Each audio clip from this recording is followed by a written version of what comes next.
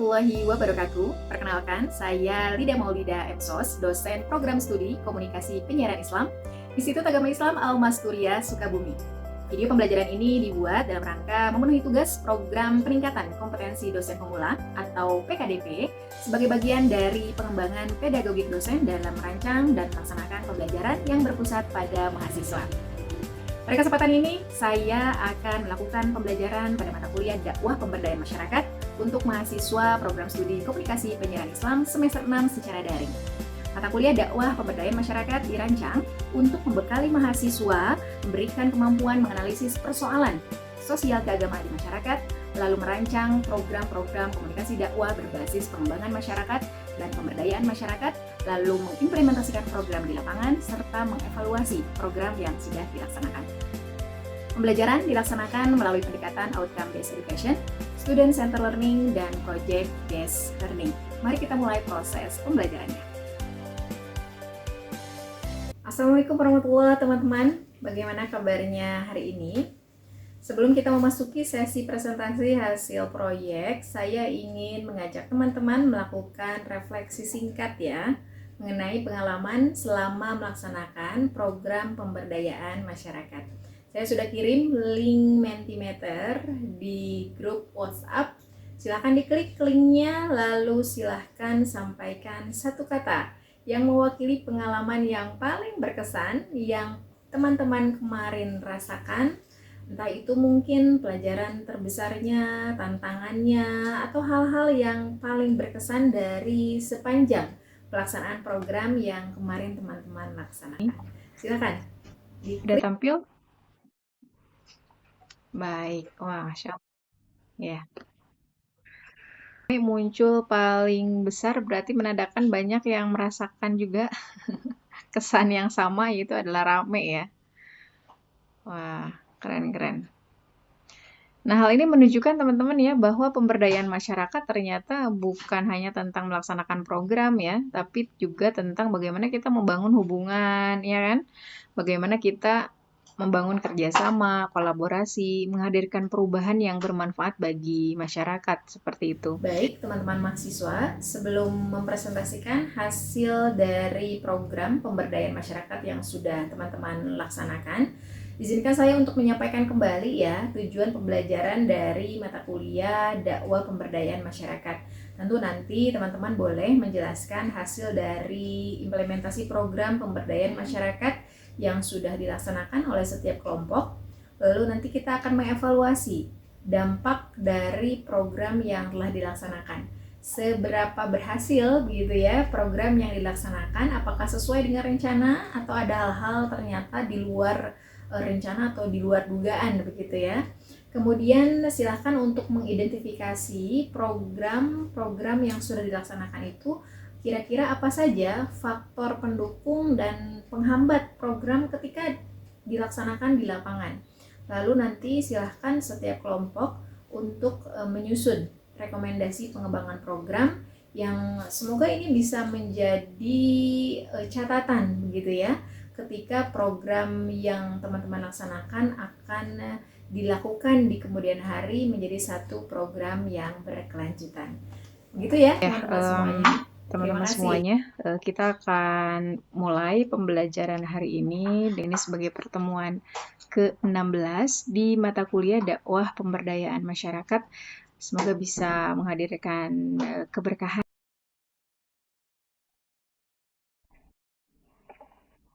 Ya. Nah, mudah-mudahan ini bisa jadi satu perspektif yang menutup ya, yang menutup perjalanan kita, menutup pembelajaran kita selama satu semester ini ya, selama satu semester ini.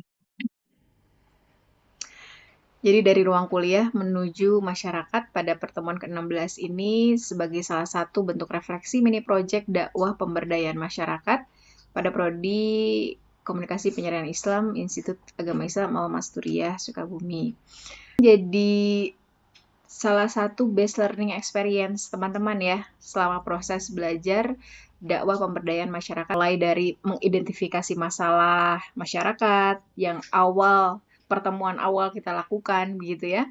Survei, observasi, melihat, mengamati, itu kan bagian dari mengidentifikasi masalah.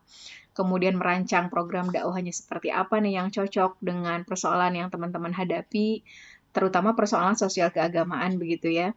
Kemudian bagaimana teman-teman bekerja sama, berkolaborasi untuk melaksanakan kegiatan di lapangan, dan terutama adalah terakhir mengevaluasi dampak program. Kira-kira setelah dilaksanakan program itu seberapa besar dampak yang bisa terasa oleh masyarakat, dan kira-kira tantangan apa saja yang mungkin terjadi di luar dugaan atau bahkan tidak sesuai dengan ekspektasi teman-teman semuanya. Tapi apapun itu hasilnya, saya ucapkan terima kasih dan congratulations untuk teman-teman yang sudah menantang diri gitu ya, belajar di luar ruang kelas, dan semoga itu menjadi best learning experience teman-teman semuanya.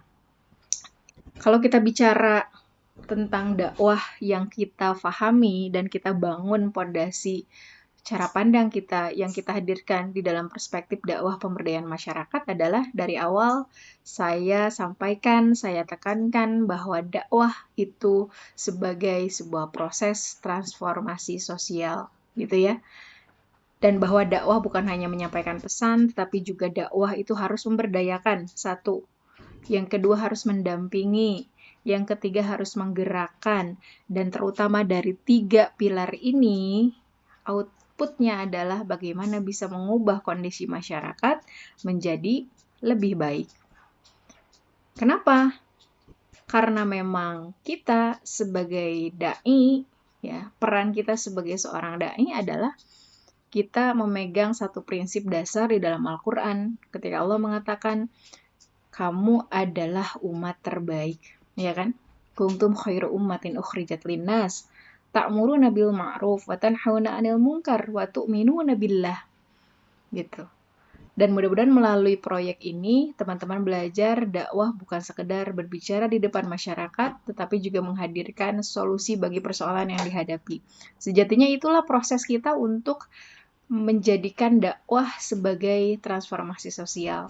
Dan kalau kita melihat capaian mata kuliah dakwah pemberdayaan masyarakat, sebetulnya apa sih yang sudah kita pelajari dari awal? Ini hanya sebatas remembering aja untuk teman-teman semuanya, bahwa apakah pembelajaran kita selama 1 semester ini tercapai atau tidak.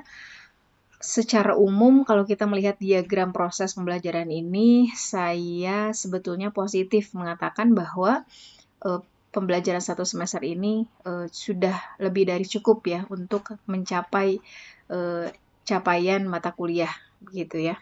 Dari mulai kita mengidentifikasi masalah masyarakat, lalu menganalisis, lalu kemudian menyusun atau merancang strategi komunikasi dakwahnya seperti apa, lalu kemudian menjadi sebuah program pemberdayaan, lalu teman-teman langsung terjun mengimplementasikan pelaksanaan program, lalu mengevaluasi pengukuran dampak yang dihasilkan dari program yang disampaikan. Indikator keberhasilannya apa, Bu? Indikator keberhasilan dari sebuah program, ya, program yang baik tidak hanya dilihat dari ramainya peserta sebetulnya. Karena makanya saya selalu bilang di awal, nggak harus gebiar kok, tidak harus selalu besar, tidak harus langsung membuat tablik akbar yang mungkin jamaah atau peserta yang hadir itu misalkan ratusan, ribuan, bahkan nggak harus dimulai dari situ. Mulai dari apa yang memungkinkan untuk dilakukan, dari lingkungan yang paling dekat, bahkan dari anak-anak sekitar kita, bahkan dari para petani di sekitar kita. Dan yang paling penting, indikator keberhasilan dari sebuah program dakwah harus melibatkan partisipasi masyarakat. Itu penting. Komunikasi, kolaborasi dengan masyarakat itu menjadi pondasi untuk menghadirkan dakwah yang humanis, yang sesuai dengan kebutuhan. Lalu kemudian perubahan pengetahuan, perubahan sikap, meskipun tidak secara langsung, hari ini kita dakwah, besok orang langsung soleh, dan semuanya berproses pelan-pelan, karena inti dari perubahan itu justru adalah yang bertahap, begitu. Dan terutama adalah keberlanjutan program. Saya berharap, dan terutama adalah dampak nyata. Dampak nyata itu tidak selalu hal yang besar, bahkan dari event hal yang paling kecil, membuat anak-anak di sekitar kita lebih bahagia dalam mengaji, lebih melihat raut wajah para petani di sekitar kita, jadi lebih bersemangat pergi bekerja ke ladang atau ke sawah, mempresentasikan hasil dari mini project yang sudah teman-teman laksanakan. Teman-teman, silakan dari kelompok mana dulu yang akan mempresentasikan hasil programnya.